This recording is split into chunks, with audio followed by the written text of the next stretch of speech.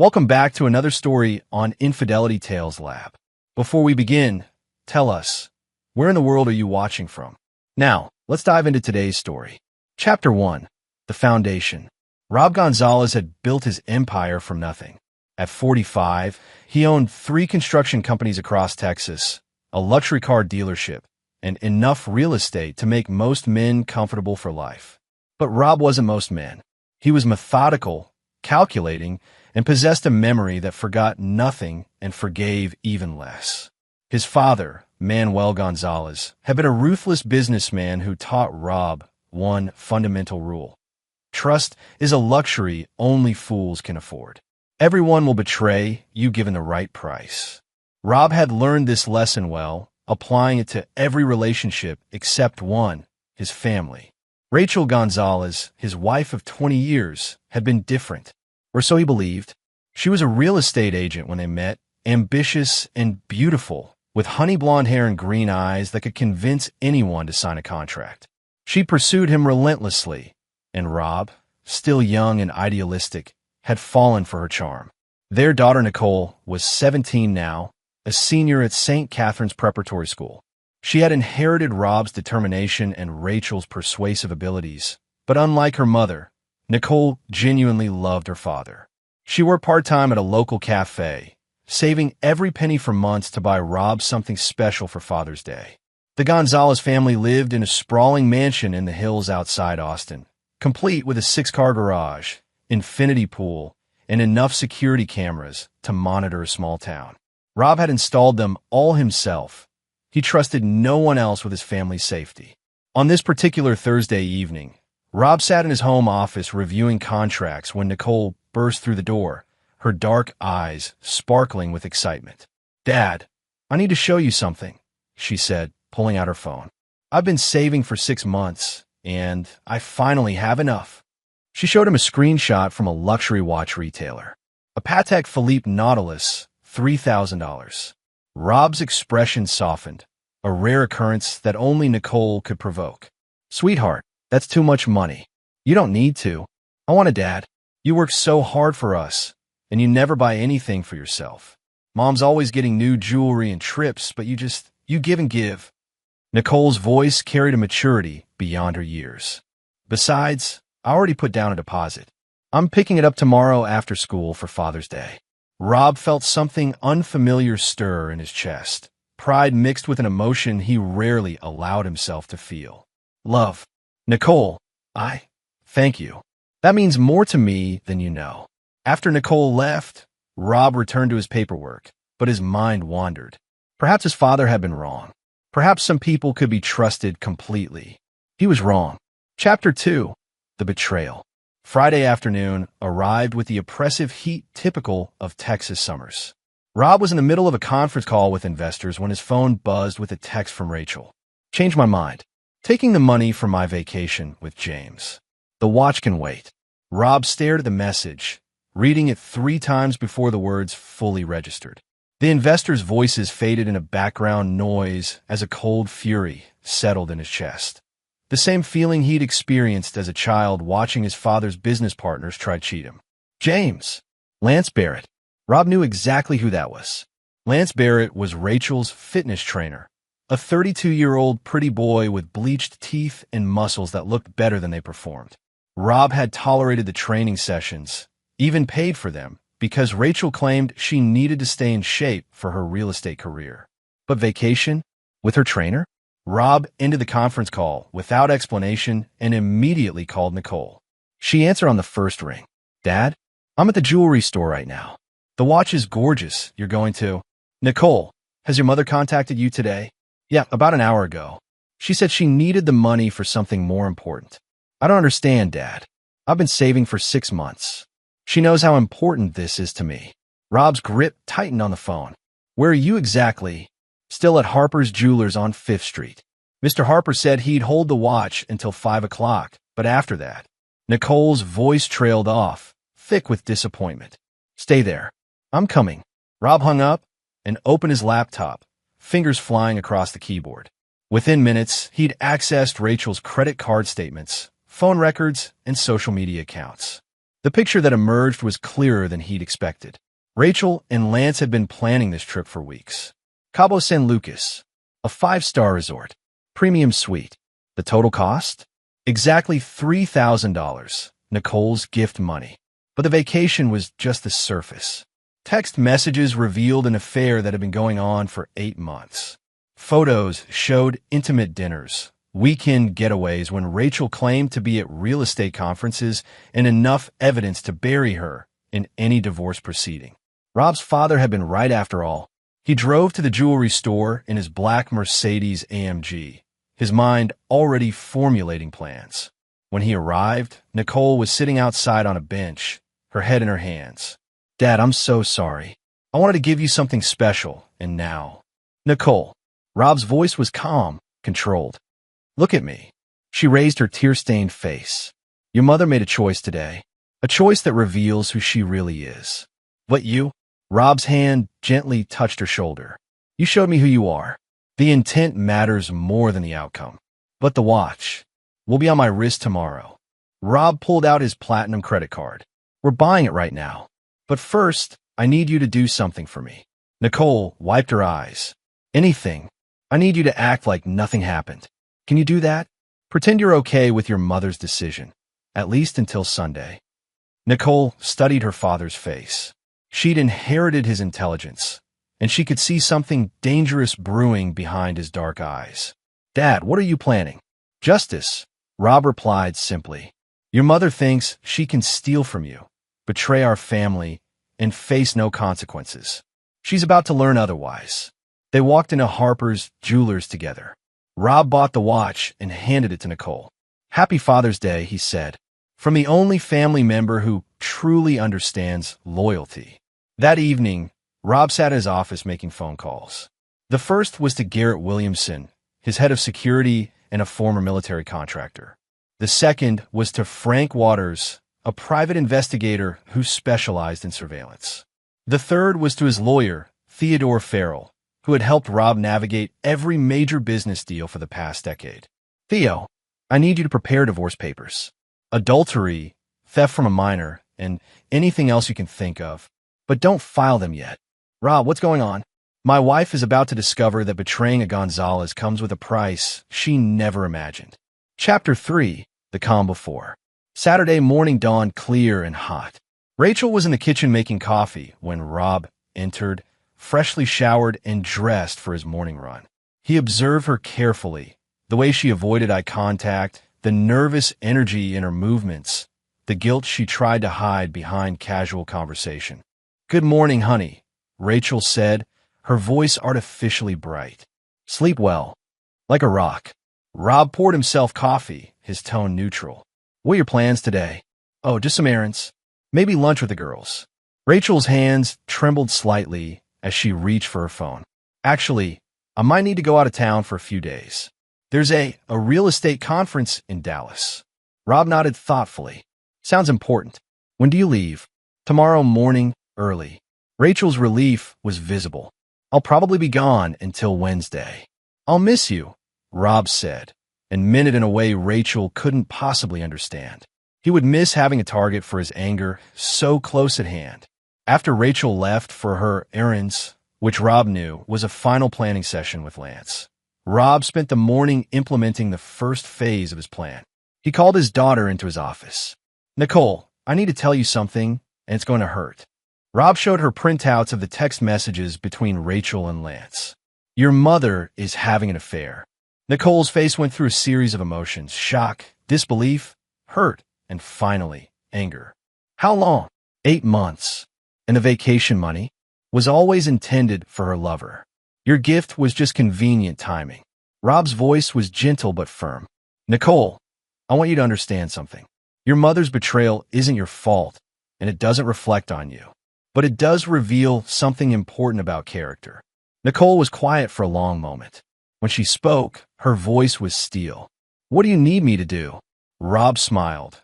Not the warm smile he reserved for his daughter, but the cold expression his business competitors had learned to fear. "Tomorrow morning, your mother leaves for her vacation. I want you to text her around noon, asking if she's having a good time at her conference. Act normal, like you believe her story." Why? Because your mother's going to spend the next few days believing she's gotten away with betraying our family. She's going to relax, let her guard down, enjoy herself with her lover. And when she's at her happiest, when she feels most secure. Rob didn't finish the sentence, but Nicole understood. She'd seen that look in her father's eyes before, usually right before a business rival found themselves destroyed and bankrupted. That evening, the family had dinner together, a farewell meal, though only Rob knew it was truly goodbye. Rachel chatted nervously about her upcoming conference, while Lance sent her encouraging texts that made her phone buzz every few minutes. Nicole played her part perfectly, asking innocent questions about Dallas and real estate trends. Rob contributed just enough to the conversation to seem engaged while internally cataloging every lie, every deception, every moment of betrayal. After dinner, Rachel went upstairs to pack. Rob followed her, standing in the doorway of their bedroom as she carefully folded lingerie and summer dresses, clothes clearly intended for seduction, not business meetings. "Rachel," he said softly. She turned, and for a moment, Rob saw fear flicker in her green eyes. "Yes, have a wonderful trip." The fear faded, replaced by relief and guilt. "Thank you, honey. I love you." "I know you do," Rob replied, "in your own way." After Rachel fell asleep, Rob returned to his office and made more calls. Garrett had confirmed that Lance Barrett would be picking Rachel up at 6 a.m. Frank had already planted tracking devices in both their vehicles and was monitoring their phones. Theodore had prepared not just divorce papers, but a comprehensive legal strategy that would leave Rachel with nothing. But Rob's plans extended far beyond legal proceedings. He opened his laptop and began typing detailed instructions to his network of contacts. Men and women who owed him favors, who feared him, or who simply respected his power. Construction workers, real estate agents, private security firms, journalists, social media influencers, and city officials. By dawn, Rob had assembled an army of people who would help him orchestrate Rachel and Lance's destruction. Not through illegal activities or corporate fraud, but through a carefully orchestrated campaign that would systematically dismantle every aspect of their lives. As he watched Rachel's suitcase disappear into Lance Barrett's BMW at 6 a.m. sharp, Rob felt the familiar calm that came before battle. His father had taught him that betrayal was inevitable, but he'd failed to teach the second part of the lesson, that betrayal must always be punished. Rob Gonzalez was about to provide that education. Chapter 4. The Hunt Begins. By the time Rachel and Lance reached their first stop in San Antonio, Rob had already set the first phase of his plan in motion. Frank Waters called at 9 a.m. with a status report. "They stopped at the Hyatt for breakfast," Frank reported. "Very cozy. Lots of public displays of affection." Lance paid with his credit card, which, by the way, is already maxed out. "Your wife seems to be financing this entire operation." Rob sat in his office, watching security footage of his property on multiple monitors. "What else?" "Lance Barrett is deeper in debt than we initially thought. 3 credit cards maxed, behind on his truck payments, and he owes his gym landlord 4 months' rent. This vacation is being paid for entirely by your wife's personal account." "Perfect. What about their accommodations in Cabo?" "Premium suite at the Grand Solmar Resort. 5 nights, all meals included, spa treatments. Total cost is actually closer to $4,000. Looks like Lance convinced her to upgrade using her own credit card." Rob made notes on a legal pad. "Frank, I want you to stay close, but not too close. Document everything, every meal, every drink, every intimate moment. I want a complete record of how they spend Nicole's money." "Already on it. I got a contact at the resort who'll provide photos and video surveillance. Completely legal since it's all taken in public areas." After Frank hung up, Rob's next call was to Bernard Hester, a man who specialized in reputation management, though not in the way most people understood the term. Bernard could destroy reputations as efficiently as he could build them. "Bernie, I need you to start gathering intelligence on Lance Barrett. Employment history, character references, client complaints, anything you can find. Don't take action yet. Just compile everything." "How deep do you want me to dig?" Deep enough to find out why a 32-year-old fitness trainer can afford luxury vacations on a salary that barely covers rent. Bernie chuckled. You think he's got other income sources? I think Lance Barrett is exactly the kind of man who would seduce married women for financial gain. I want to know how many other wives he's been training. Rob's third call was to Chuck Hayes, a city building inspector who owed Rob several favors. Chuck, I need you to pay a visit to Barrett's Fitness on Maple Street. Full inspection, electrical, plumbing, fire safety, accessibility compliance, the works. When do you want this done? Wednesday morning. While he's out of town. Rob, if I find violations. You'll find violations, Chuck. Lance Barrett strikes me as the kind of man who cuts corners wherever possible. The rest of Monday was spent laying groundwork. Rob personally visited 3 of his construction sites, ensuring that his workers understood the importance of quality work and customer satisfaction. He wanted to be seen conducting normal business while his wife was betraying their family in Mexico. At lunch, Nicole texted Rachel as planned. Hey Mom, how's the conference? Hope you're learning lots. Rachel's response came an hour later. Great sessions today. Very educational. Love you. The timestamp showed Rachel was at a beachside bar in Cabo, a frozen margarita in her hand and Lance's arm around her waist. That evening, Rob called a family meeting with just Nicole. They sat in his office, the Patek Philippe watch prominent on his wrist. How are you handling this? Rob asked. Nicole was quiet for a moment. I keep thinking about all the times she lied to us. All the business dinners and client meetings that were probably dates with him. It makes me sick. Good. That anger will serve you well in what's coming. Rob opened a folder on his desk. Nicole, I want you to understand something about your mother. This isn't a mistake or a moment of weakness. This is who she is. He showed her financial records. Your mother has been systematically stealing from our joint accounts for months. Small amounts, but consistent. She's been building a separate nest egg, probably planning to leave for a while. Nicole's face hardened. She was going to abandon us. She was going to try, but she made a fatal error in judgment. Rob's smile was cold. She assumed I was the same trusting fool she married 20 years ago. What happens when she comes back? She doesn't get to come back, Nicole. Not to this house, not to this family, not to the life she's trying to steal from us. Rob's voice was calm, but Nicole could see the fury burning behind his eyes. Your mother chose her side when she stole your gift money. Now she gets to live with the consequences. Tuesday brought the first wave of Rob's counterattack. Bernie called with his initial findings on Lance Barrett. You were right about the other women, Bernie reported. I found 4 other married clients who've been paying for premium training packages that include overnight sessions and weekend retreats. All wealthy, all married, all conveniently discovering fitness needs right before their husband's business trips. How much is he extracting from them?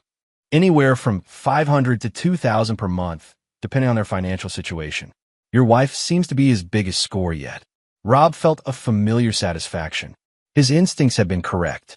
Bernie, I want you to contact the other husbands. Anonymously.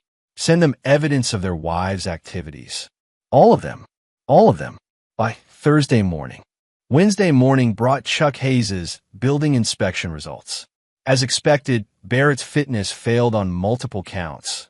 Outdated electrical systems, insufficient fire exits, and violations of Americans with Disabilities Act requirements.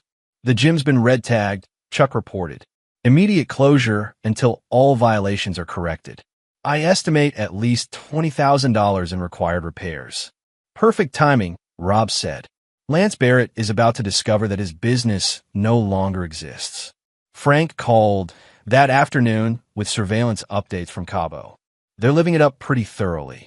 5-star dining every night, couples massages, sunset sailing. Your wife charged another $1,500 in spa treatments this morning. How are they getting along? Lance is playing the perfect boyfriend, but I'm catching some interesting audio through the listening devices.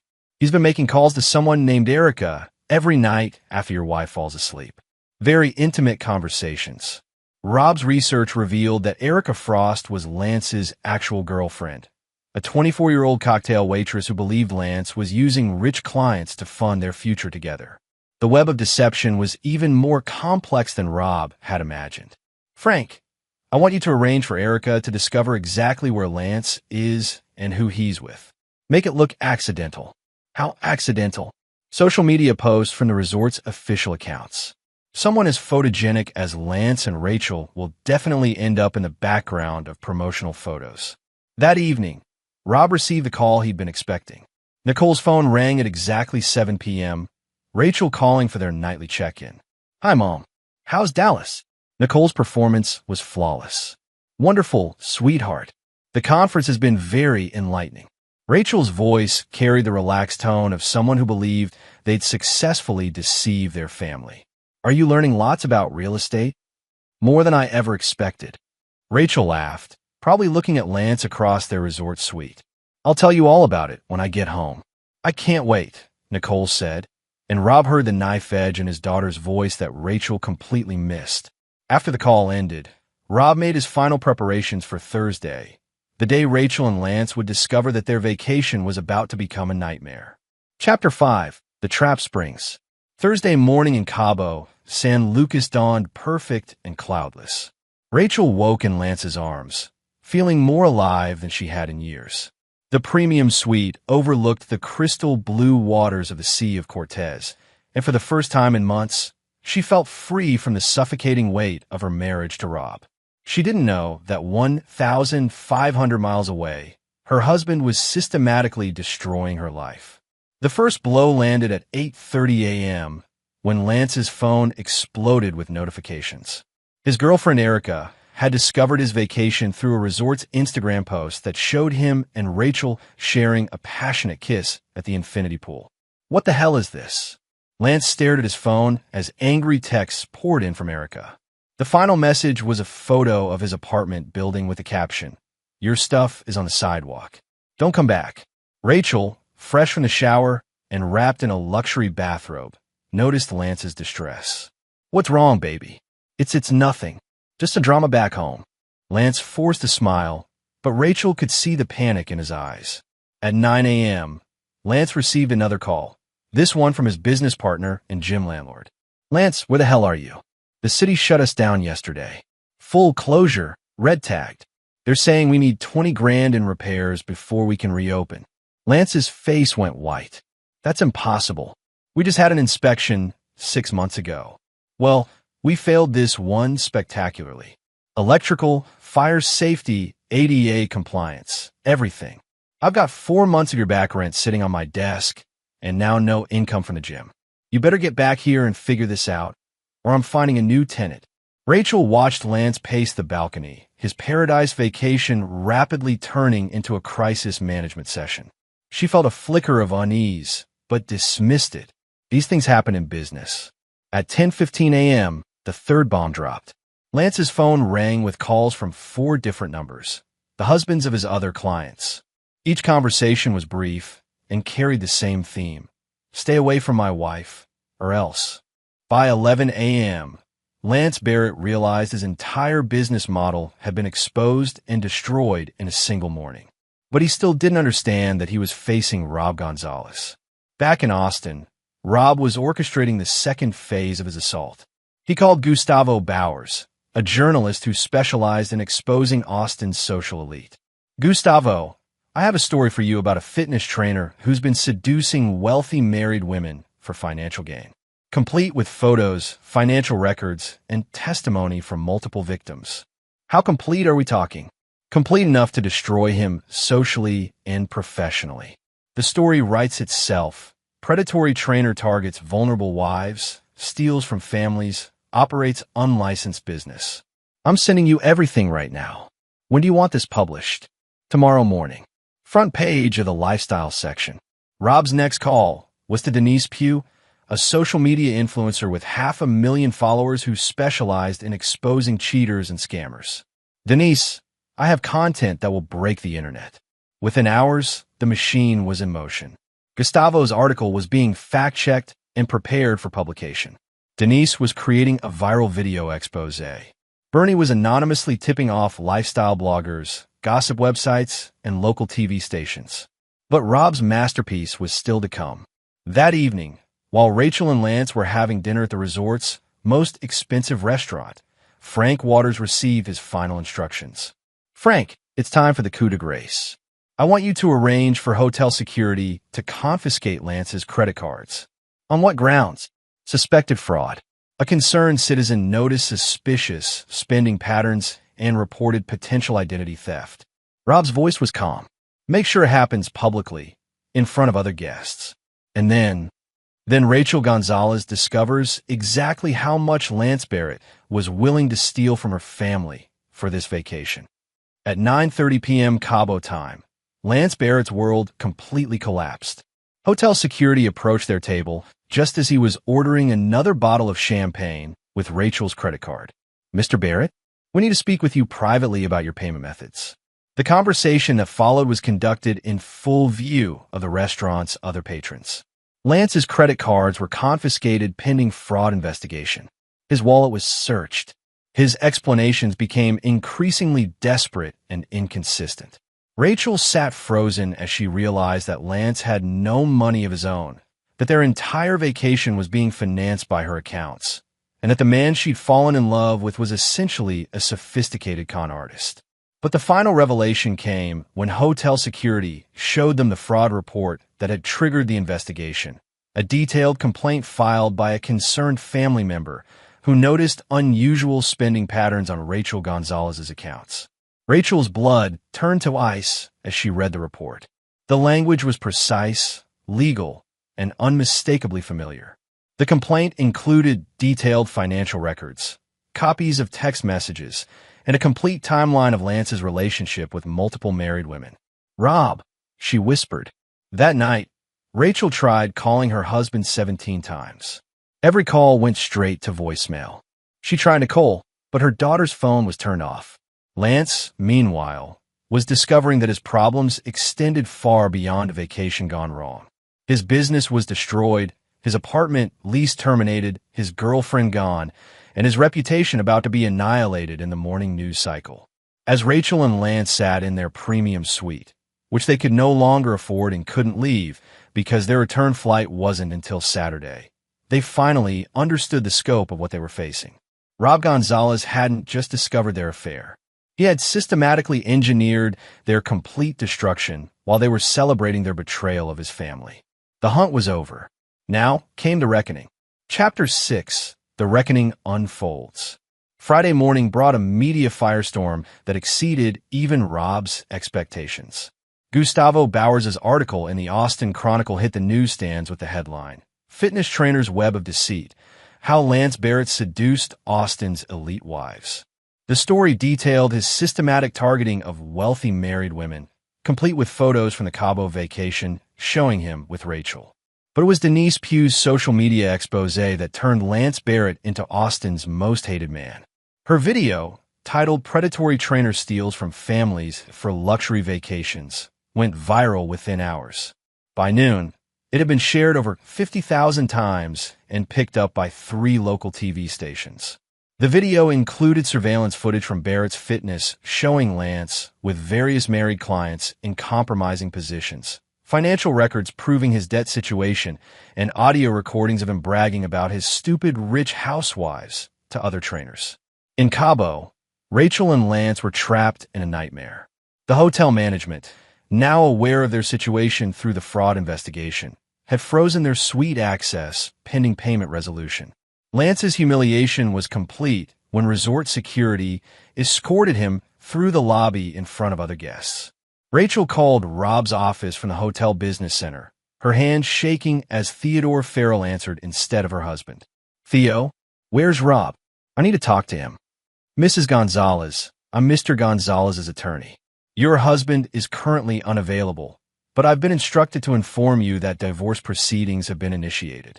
You'll receive formal papers upon your return to Austin. Divorce? Theo, this is all a misunderstanding. I can explain.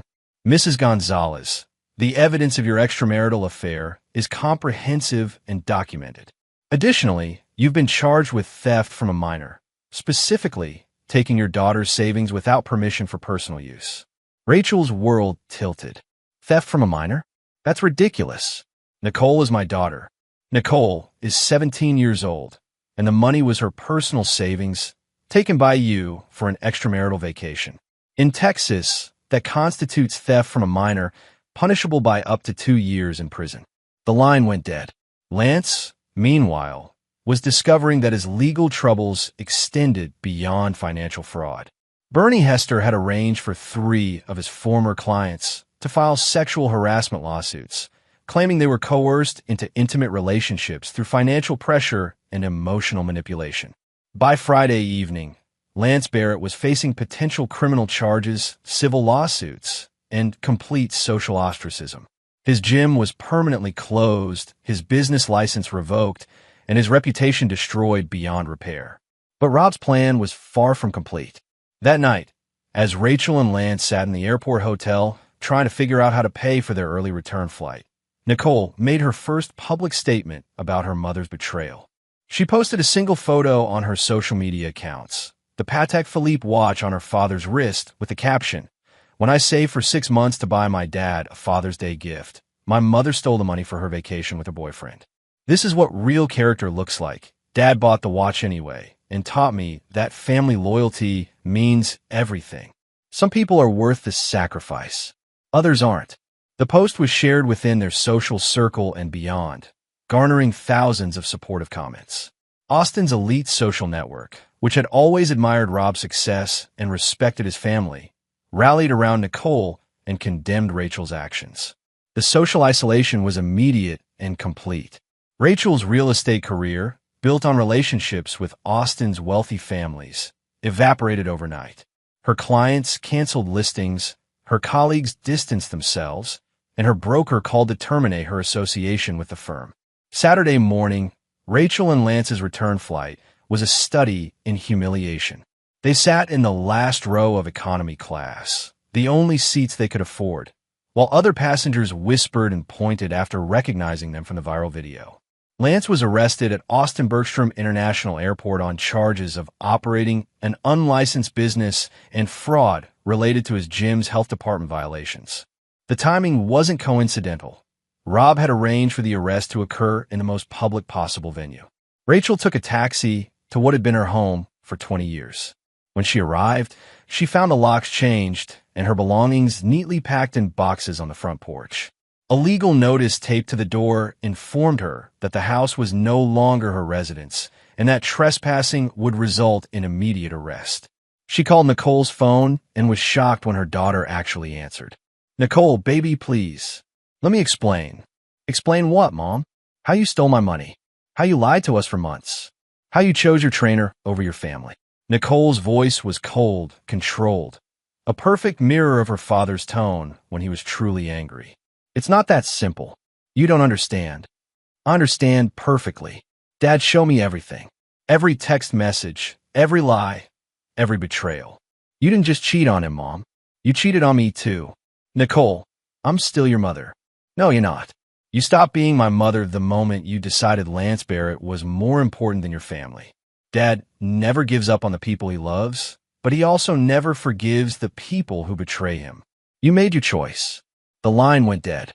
Rachel sat in her car outside the house where she'd raised her daughter, watching through the windows as Rob and Nicole had dinner together. They looked happy, peaceful even, as if her absence had lifted a weight from their shoulders. She tried calling Rob one final time. This time he answered. "Rachel, Rob, please. We need to talk. I can fix this." "There's nothing to fix. You show me who you really are." And I responded accordingly. His voice carried no anger, no emotion at all, just the cold finality that had terrified his business competitors for years. "The house, the money, the social destruction. This is insane. I made a mistake, but..." "You didn't make a mistake, Rachel. You made a choice. You chose to steal from our daughter, betray our marriage, and humiliate our family.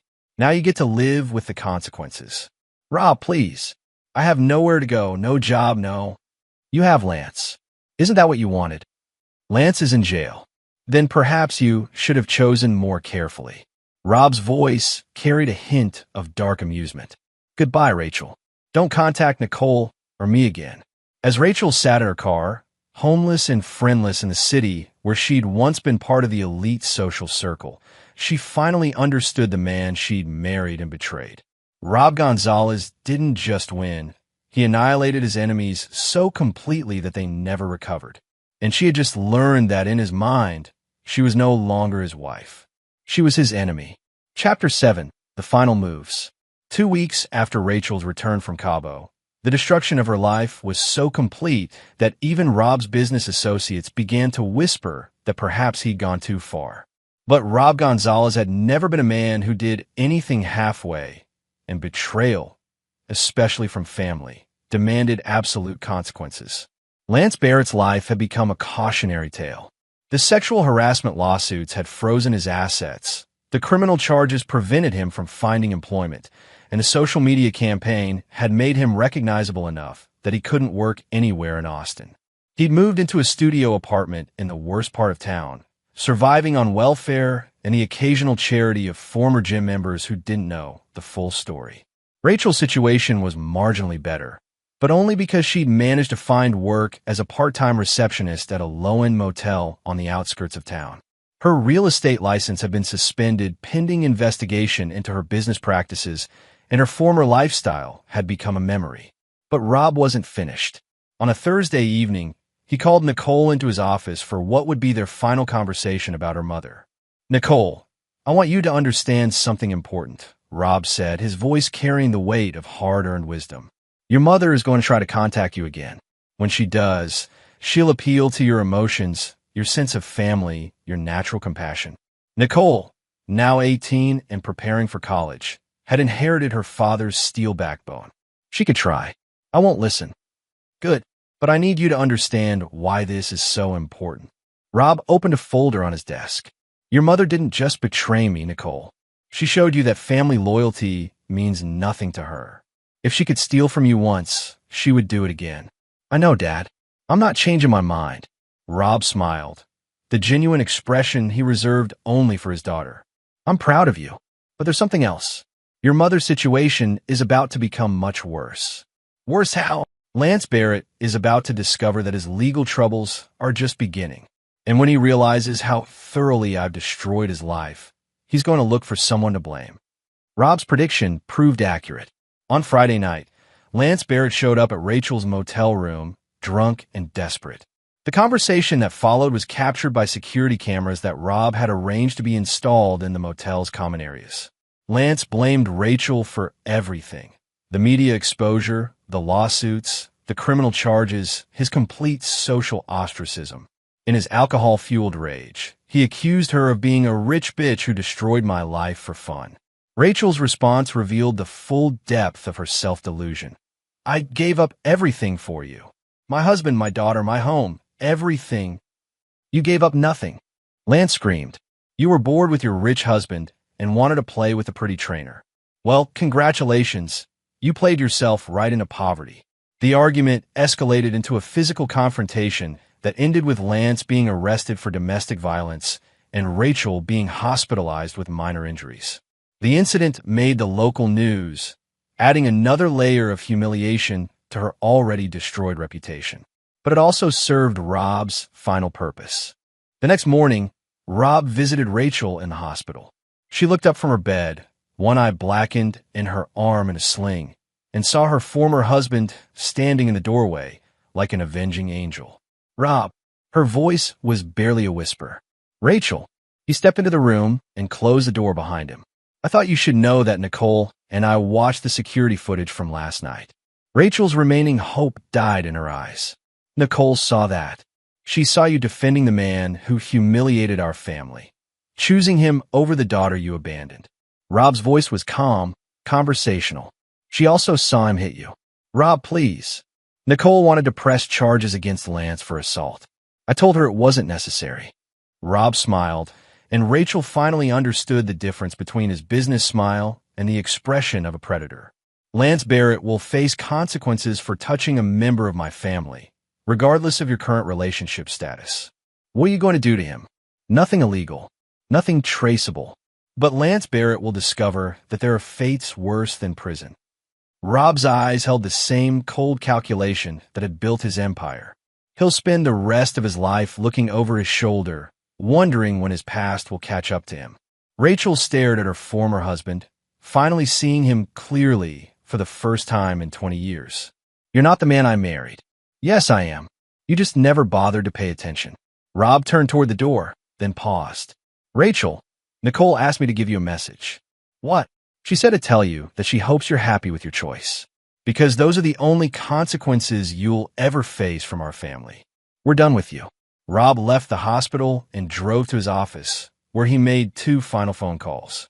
The first was to Manuel Moses, a man who specialized in making problems disappear permanently, not through violence, but through relocation services for people who needed to start over somewhere far away. Manuel, I have a job for you. Lance Barrett needs to understand that Austin is no longer a safe place for him to live. How permanent are we talking? Permanent enough that he never contacts my family again. The second call was to Garrett Williamson. Garrett, I want you to arrange a meeting with Rachel's motel manager. I'm going to buy that property. You want to evict her? I want to give her 6 months free rent and a paid bus ticket to whatever city she chooses. After that, she's on her own. Garrett was quiet for a moment. That's surprisingly generous. I'm not a monster, Garrett. I'm a father who protected his family from betrayal. Rachel made her choice, and she's faced the consequences. But I won't have Nicole wondering if I was unnecessarily cruel to her mother. And after the 6 months? After 6 months, Rachel Gonzalez will be someone else's problem in some other city. As long as she stays away from Austin and never contacts Nicole again, I have no interest in her existence. That evening, Rob and Nicole had dinner together in their home. Just the 2 of them, as it had been for the past month. Nicole was leaving for college in the fall, but the bond between them had only grown stronger through the crisis. Dad, can I ask you something? Nicole said as they finished their meal. Anything. Do you ever regret how far you went with Mom and Lance? Rob considered the question carefully. Nicole, your mother didn't just betray me. She betrayed you. And she betrayed the concept of family itself. When someone shows you who they really are, you have to respond accordingly. But she's still my mother. Biologically, yes. But being a parent is about more than genetics. It's about loyalty, sacrifice, and putting your child's well-being before your own desires. Your mother failed that test. Rob's voice softened. You saved for 6 months to buy me a gift because you love our family. She stole that money to fund her affair. That tells you everything you need to know about character. Nicole nodded slowly. I understand, and I agree with what you did. I just wanted to make sure you don't carry any guilt about it. Rob smiled at his daughter, the only person in the world who truly knew him and loved him anyway. No guilt, sweetheart. Only certainty that I protected what matters most. 3 days later, Lance Barrett disappeared from Austin. Manuel Moses had convinced him that certain individuals were looking for him, and that his best chance of survival was to start over in a different state under a different name. Rachel took the bus ticket to Phoenix, carrying only a small suitcase and the knowledge that her former life was permanently over.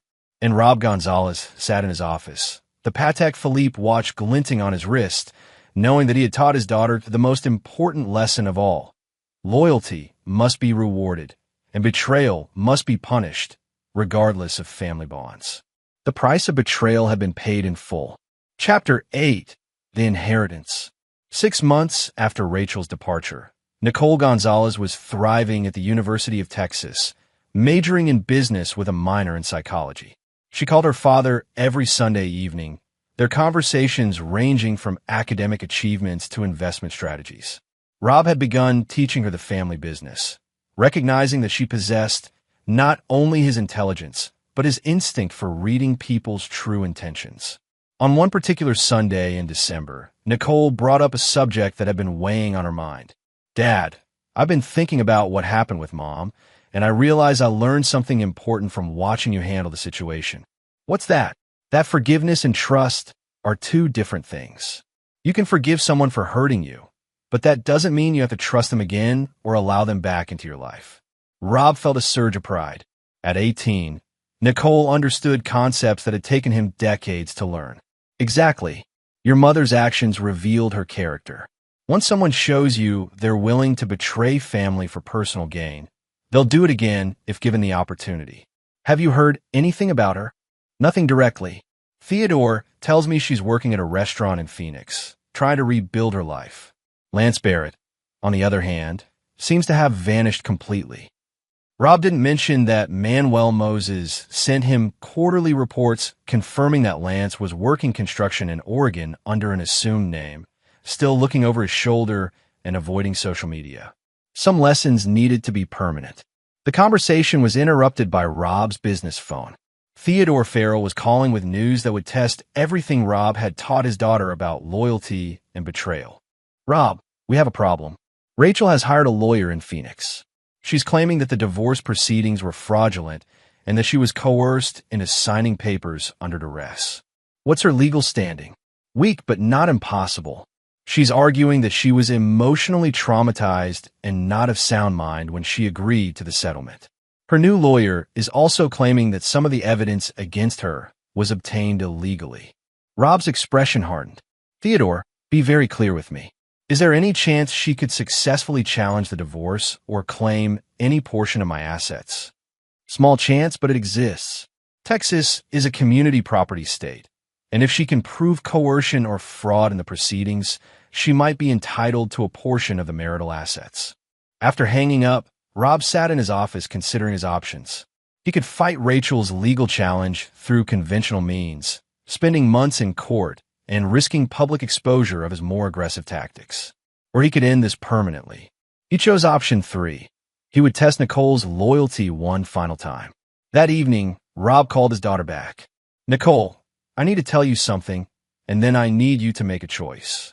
"What's wrong?" "Your mother is trying to overturn our divorce. She's hired a lawyer and is claiming that I coerced her into signing the papers. If she succeeds, she could potentially claim half of everything I've built, including your inheritance." Nicole was quiet for a long moment. "What are you going to do?" "I'm going to give you the choice. I can fight this legally, which might take years and cost millions. I can make the problem disappear permanently, which would ensure your future is secure. Or I can negotiate with her, give her enough money to make the lawsuit go away. What do you think I should choose?" Rob smiled at his daughter's directness.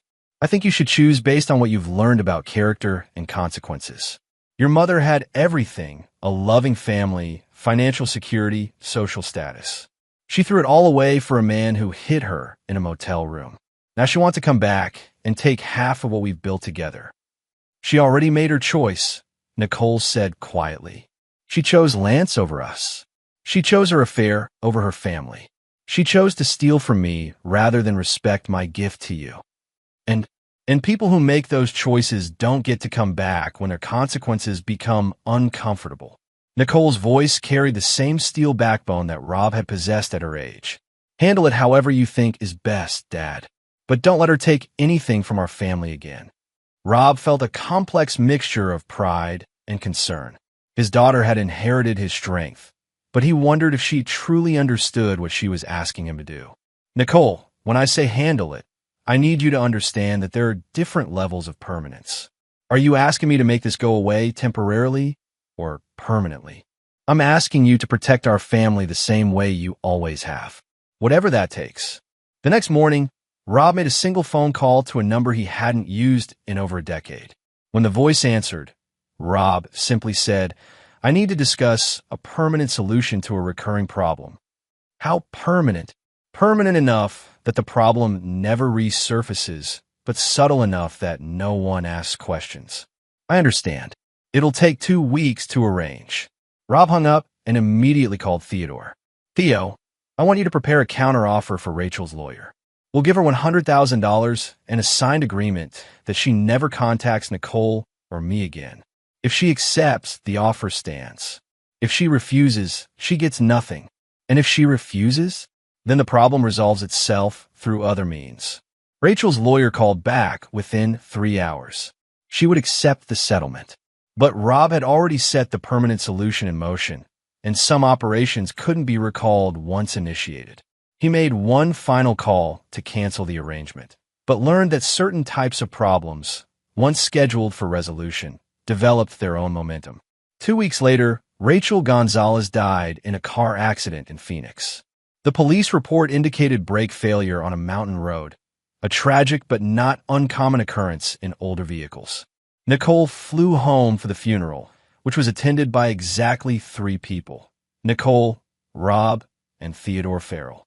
No other family members appeared, no friends from Rachel's former life, no colleagues from her Phoenix restaurant job. As they stood at the graveside, Nicole asked her father a single question: "Did you know this would happen?"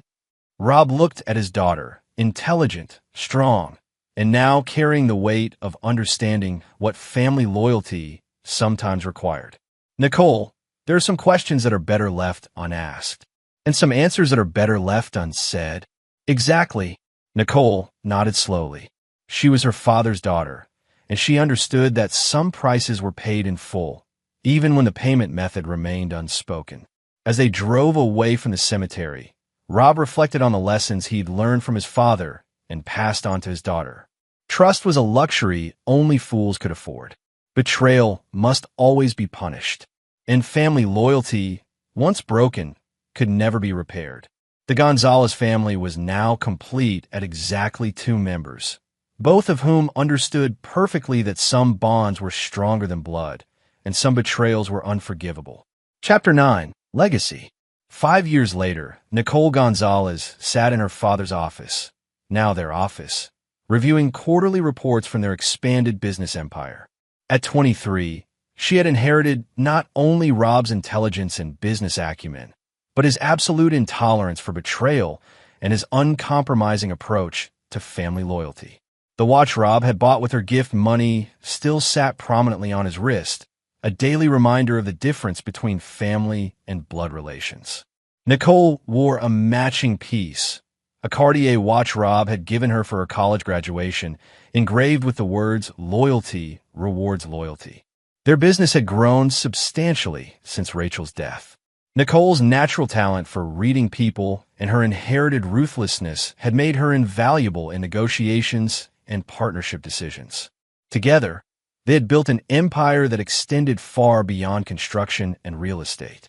On this particular evening, they were reviewing a potential acquisition when Nicole's assistant buzzed in with an unexpected call. "Ms. Gonzalez, there's a gentleman on line 3 who says he's your cousin. His name is Frank Gonzalez." Rob and Nicole exchanged glances. Rob's family had been estranged for decades, ever since his father's business partners had tried to cheat the family out of their holdings. Rob had handled that situation with characteristic thoroughness, and the Gonzalez name had since commanded both respect and fear in certain circles. Nicole answered the call on speaker. "This is Nicole Gonzalez." "Nicole, this is Frank Gonzalez, your father's cousin. I know we've never met, but I'm calling because I have some information that might interest your family." Rob leaned forward. "Frank, this is Rob. What kind of information?" "Information about Rachel's death." The room went completely silent. After 5 years, Rachel's death had become simply another closed chapter in their family history. But Frank's tone suggested that chapter might not be as closed as they believed. "What about Rachel's death?" Rob's voice carried the dangerous calm that his business associates had learned to fear. "I think we should meet in person. There are things that need to be discussed face to face." They arranged to meet at a private club where Rob maintained membership, neutral territory where conversations could be held without electronic surveillance.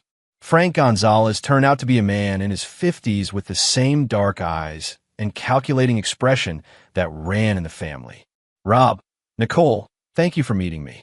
What I'm about to tell you will probably come as a shock." Frank opened a briefcase and removed several documents. Rachel didn't die in an accident.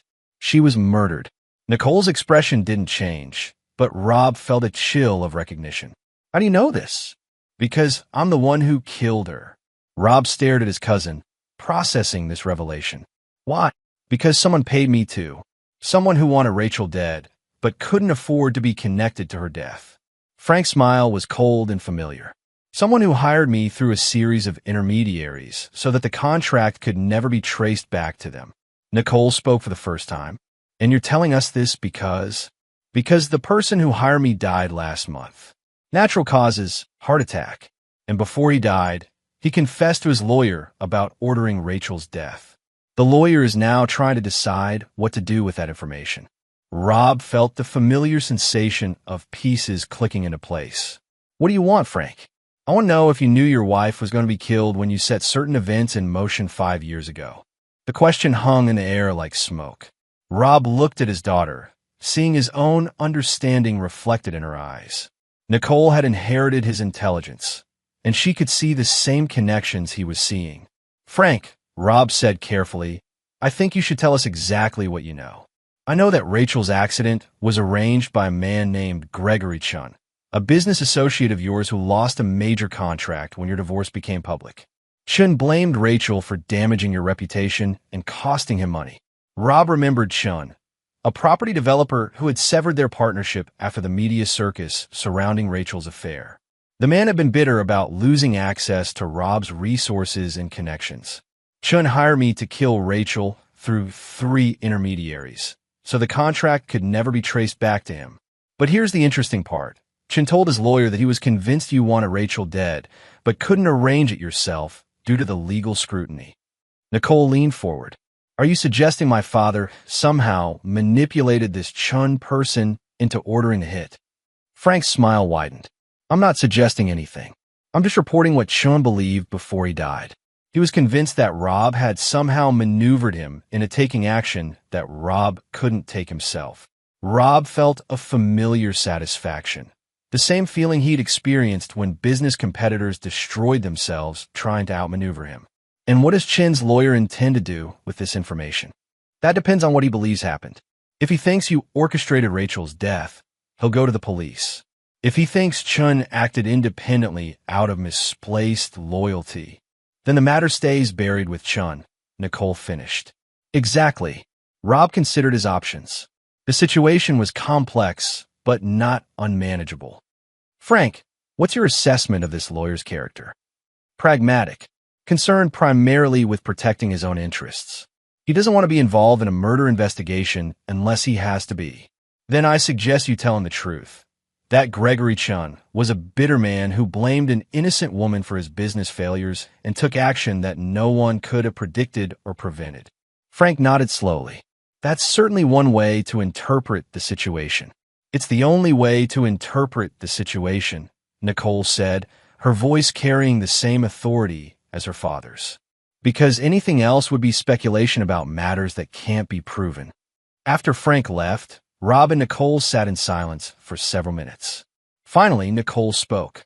Dad, did you know Gregory Chun would react that way when the divorce became public? Rob looked at his daughter, brilliant, strong, and now carrying the weight of understanding what family protection sometimes required. Nicole, there are some questions that are better left unasked, she finished. I understand, but I need to know if I'm going to inherit more than just your business empire. Rob studied his daughter's face, seeing the same calculation that had made him successful and feared. Nicole, what did you learn from watching how I handled your mother's betrayal? That loyalty must be rewarded and betrayal must be punished. That family comes first, always. That some people will destroy themselves if you give them enough rope. And that sometimes the most effective action is the action you never have to take directly. Nicole's smile was razor sharp. Gregory Chun destroyed himself trying to curry favor with you. Rachel died because of her own choices, not because of anything you did to her. Rob felt the complex mixture of pride and concern that had become familiar over the past 5 years. And if the lawyer decides to pursue this further, then Gregory Chin's estate will face a wrongful death lawsuit that destroys his family's finances. His lawyer will face disbarment proceedings for failing to maintain client confidentiality. And Frank will discover that the Gonzalez family protects its own. Rob looked at the Patek Philippe watch on his wrist, a symbol of family loyalty purchased with money that his wife had tried to steal from their daughter. Nicole wore her matching Cartier, a symbol of the bond they'd forged through betrayal and consequence. Nicole, you've learned the most important lesson about family and business. Sometimes the most powerful action is the one you never have to take directly, because other people will take that action for you if you understand their motivations well enough. Exactly. 3 weeks later, Gregory Chin's lawyer concluded that his client had acted independently out of misplaced loyalty and business frustration. The matter was closed without investigation. Frank Gonzalez disappeared back into whatever shadows he inhabited, and the Gonzalez family continued building their empire on the foundation that Rob's father had taught him decades earlier. Trust no one completely, but understand everyone's price. Rob and Nicole never discussed Rachel's death again. But every Father's Day, Nicole gave her father a small gift. Never expensive, always meaningful. And they both remembered the lesson that had forged their unbreakable bond. Family loyalty was everything. Betrayal was unforgivable. And some prices were paid in full, even when the payment method remained forever unspoken. The Gonzalez legacy was complete. A father and daughter who understood that in a world full of betrayal, only family could be trusted, and only if that family proved itself worthy of trust every single day. Rob Gonzalez had built an empire, protected his daughter, and eliminated every threat to their family's future. Nicole had inherited not just his wealth, but his understanding that some bonds were stronger than blood.